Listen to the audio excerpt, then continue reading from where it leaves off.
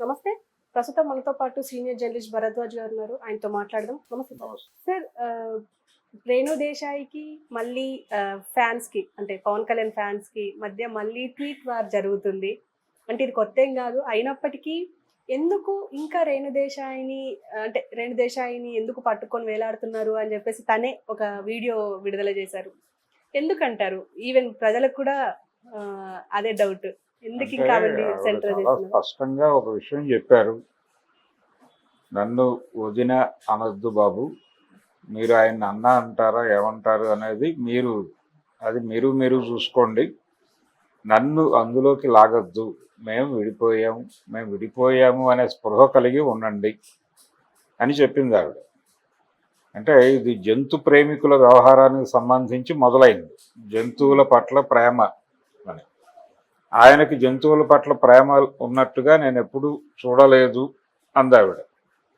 మీరెలా చెప్తారు, ఆయన కూడా జంతు ప్రేమికుడే అని ఒక అభిమాని ఎవరో అన్నాడు. అంటే ఆయన అప్పుడు కానీ ఇప్పుడు కానీ ఇంట్లో కనీసం పెట్ యానిమల్స్ కూడా ఉన్నట్టుగా నాకు ఎక్కడా తెలీదు, మీకేమైనా తెలిస్తే చెప్పండి, అయినా ఆ గొడవ వేరు అందావిడ. దీనికంటే ముందు ఒకసారి పిల్లల్ని చూడాలని ఉంది, చూపించండి అన్న పద్ధతిలో ఆవిడ ట్వీట్లు పెట్టిన చోట వీళ్ళు కామెంట్స్ పెట్టడం మొదలు పెట్టారు.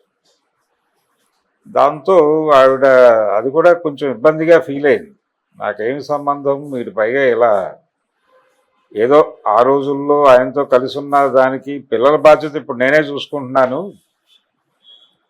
అందుకు నన్ను అభినందించాల్సింది పోయి ఇంకా ఈ టార్చర్ ఏమిటి, పిల్లల్ని చూపించు, ఎలా ఉన్నారో చూపించు, ఈ టార్చర్ అంతా నా మీద పోలీసింగ్ ఏమిటి, మీరు ఈ ఫ్యాన్ పోలీసింగ్ అనే దాని మీద ఆవిడ చాలాసార్లు రియాక్ట్ అయ్యారు. అంటే ఒక ఓల్డ్ సేయింగ్ ఉంది, భగవంతుడు భక్తుల ద్వారా మాట్లాడతాడు, హీరోలు అభిమానుల ద్వారా మాట్లాడతారు అని, ప్రభుత్వాలు పోలీసులతో మాట్లాడిస్తాయి అని. ఆ పద్ధతిలో పవన్ కళ్యాణ్ అభిమానుల్ని ఎలా హ్యాండిల్ చేయాలి అనే గందరగోళం ఆవిడ డైవర్స్ తీసుకున్న దగ్గర నుంచి అనుభవిస్తూనే ఉన్నారు. ఇప్పటికీ అది నడుస్తూనే ఉంది, అది జీవితకాలం నడుస్తుంది. ఆవిడ ఎక్కడ కనిపించినా ఏం మాట్లాడినా దానిలో ఎక్కడో చోట ఏదో ఒక లింకు వెతికి ఆవిడ్ని కరెక్ట్ చేసేటువంటి ప్రోగ్రాం మొదలు పెడతారు. కరెక్ట్ చేయటం అనేది రాంగ్ ఏరియాలో కరెక్ట్ చేసే ప్రయత్నం చేస్తారు వీళ్ళు. అంటే ఆవిడ పర్సనల్ స్పేస్లోకి వెళ్ళి మాట్లాడతారు. ఆ పర్సనల్ స్పేస్లోకి వెళ్ళి మాట్లాడటం అనేది ఎంబ్రాసింగ్గా ఉంటుంది, ఎవరికైనా చిరాకుగానే ఉంటుంది. ఆవిడ తన చిరాకును దాచుకునే ప్రయత్నం చేయదు, ఆ చిరాకును వ్యక్తీకరిస్తుంది. కొంచెం అగ్రెసివ్గానే మాట్లాడుతుంది. దాంతో వీళ్ళు అటాక్స్ మొదలు పెడతారు. అంటే వీళ్ళకి వచ్చినటువంటి విద్య ఏంటంటే ట్రోల్ విద్య వచ్చు. దాంతో ట్రోల్ చేయటము, కామెంట్స్ నెగిటివ్గా ఇష్టం వచ్చినట్టు మాట్లాడటము, ఇలా మొదలుపెట్టి ఆయన్ని హైలైట్ చేస్తూ ఈవిడ్ని డిఫేమ్ చేస్తూ అలా కొన్ని కామెంట్స్ పెడతారు. న్యాచురల్గా హర్టింగ్గానే ఉంటుంది ఎవరికైనా. ఓ పక్కన వాళ్ళు లీగల్గా డివోర్స్ తీసుకుని ఎవరి జీవితాల్లో వాళ్ళు ఉన్నప్పుడు ఎందుకు ప్రతి మాటని మీరు స్క్రూటినీ చేస్తారు సెన్సార్ ఆఫీసర్ లాగా? వీళ్ళకేమో అవసరం అభిమానులకి, ఆవిడ ఏం మాట్లాడినా విని వదిలేయటం మంచిది, అది సంస్కారం. ఆ సంస్కారం అభిమానులకు ఉండాలి అని కోరుకోవడం జరుగుతుంది, కానీ ఉన్న దాఖలాలు ఎప్పుడు కనిపించవు. గతంలో చాలామంది పవన్ కళ్యాణ్ అభిమానులతో వేధింపులకు గురైన వాళ్ళు చాలామంది ఉన్నారు, ఇంక్లూడింగ్ కత్తి మహేష్ లాంటి వాడు ఇంకొంచెం హెవీ డోస్లో ఎదుర్కొన్నాడు. అంటే భౌతిక దాడులు చేస్తామనే దాకా వెళ్ళారు.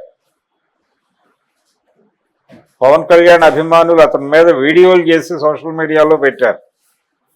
అంటే కుక్కకి, అంటే వాళ్ళ ఇంట్లో ఉండేటువంటి పెట్ డాగ్స్కి అతని పేరు పెట్టి పిలిచి కొట్టడం అలాంటివి కూడా చేసి వీడియోలు తీసి పెట్టారు.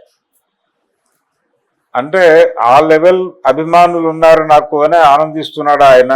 లేకపోతే అసలు అభిమానులను ఒకసారి కూర్చోబెట్టి, సరే అది బయట వ్యక్తుల గొడవ, అది వేరు, కనీసం ఈ గొడవలో అయినా పట్టించుకోవాలి పవన్ కళ్యాణ్.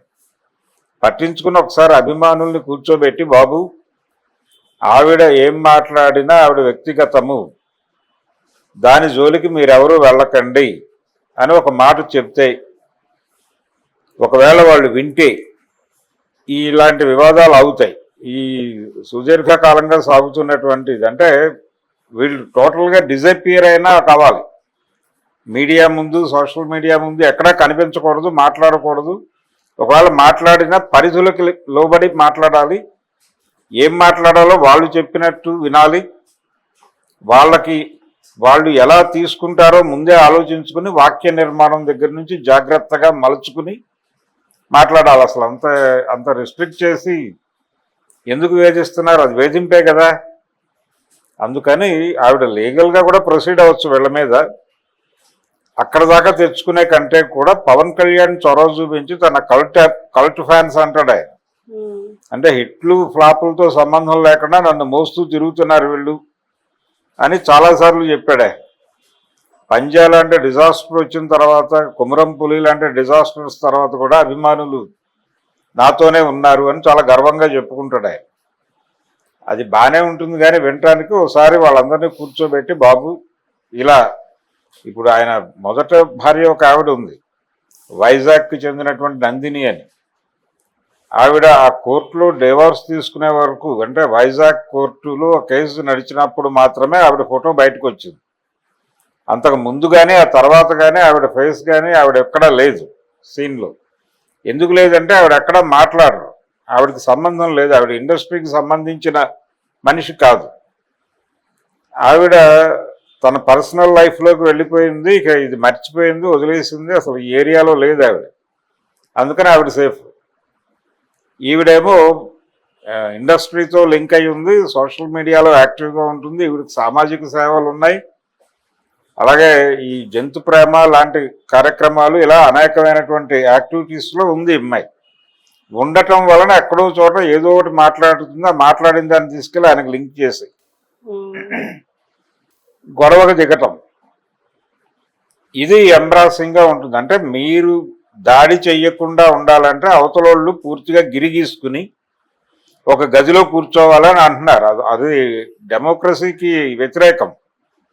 యాంటీ డెమోక్రటిక్గా వాళ్ళు వ్యవహరిస్తూ వీళ్ళకి ఈవిడికి ఏదో గుణపాఠాలు పాఠాలు చెప్పే ప్రయత్నం చేయటం తప్పది. ఖచ్చితంగా పవన్ కళ్యాణ్ దీనికి రెస్పాండ్ అవ్వాలి. కనీసం ఆవిడ అంత పర్టికులర్గా ఇలాంటి విషయాల్లో స్పందించి ఆవిడకి సారీ చెప్పాలి వీళ్ళ తరఫున.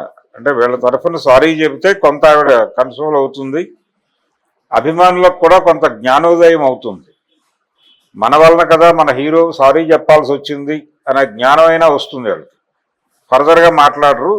ఈ సారీ చెప్పి ఇమ్మీడియట్గా అభిమానులతో ఒక గెట్ టుగెదర్ ఏర్పాటు చేసి, బాబు ఇలా మాట్లాడకండి, ఒకవేళ ఇలా మాట్లాడితే నన్ను డిజోన్ చేసుకున్నట్టుగానే నేను భావిస్తాను అంటే, వాళ్ళు హీరోలు ఏం చేస్తారంటే అభిమానులను ఎక్కడా కంట్రోల్ చేసే ప్రయత్నం చేయరు. ఎందుకంటే కంట్రోల్ చేయడం మొదలు పెడితే వాళ్ళు ప్రతి విషయాన్ని వచ్చి తమను అడుగుతారు. అందుకని వాళ్ళు స్పాంటేనియస్గా రియాక్ట్ కావాలి, ఇష్టం వచ్చినట్టు రియాక్ట్ కావాలని అనుకుంటారు. అందుకనే పవన్ కళ్యాణ్ ఎట్టి పరిస్థితుల్లోనే అభిమానులు పిలిచి, బాబు మీరు అలా రియాక్ట్ కాకండి అని చెప్పడు, ఆయన సారీ చెప్పడు. సో ఆవిడకి జీవితకాలం ఈ బ్యాగేజీ మోసుకుంటూ తిరక్క తప్పదు అనేది మాత్రం స్పష్టం. ఇప్పటికే వాళ్ళు దీన్ని ప్రమోట్ చేయడానికి, ప్రజల బుర్రల్లోకి ఎక్కించడానికి అన్ని విధాల ప్రయత్నాలు చేస్తున్నారు. దీన్ని సీరియస్గా అడ్డుకోకపోతే ఇండస్ట్రీ ఆత్మగౌరవానికి సంబంధించిన సమస్య, టాలీవుడ్ ఆత్మగౌరవ సమస్య. అందుకని శ్రీకాంత్ నేను చాలా బూతులు తిట్టాలనిపించింది కానీ నేను కంట్రోల్ చేసుకున్నాను అని మాట్లాడాడు. కానీ ఈ ఆవేశాన్ని అలాగే ఉంచుకుని ఆయన సినిమా పెద్దల్ని సమావేశపరిచి రాజకీయాలు, డ్రగ్స్, కేవలం సినిమా వాళ్ళే డ్రగ్స్ వాడుతున్నారా, మిగిలిన ఏరియాల్లో డ్రగ్స్ సర్క్యులేషన్ లేదా, మిగిలిన రంగాల్లో ఉన్న వాళ్ళు ఎవరు డ్రగ్స్ వాడటం లేదా అనేది సీరియస్గా క్వశ్చన్ చేసి, దయచేసి మా జీవితాలను రోడ్డును వేయకండి, అతను ఏదో ఒక వీడియో తీసి అది శ్రీకాంతే అని చెప్పేసి సర్క్యులేట్ చేశారు. Okay sir, thank you.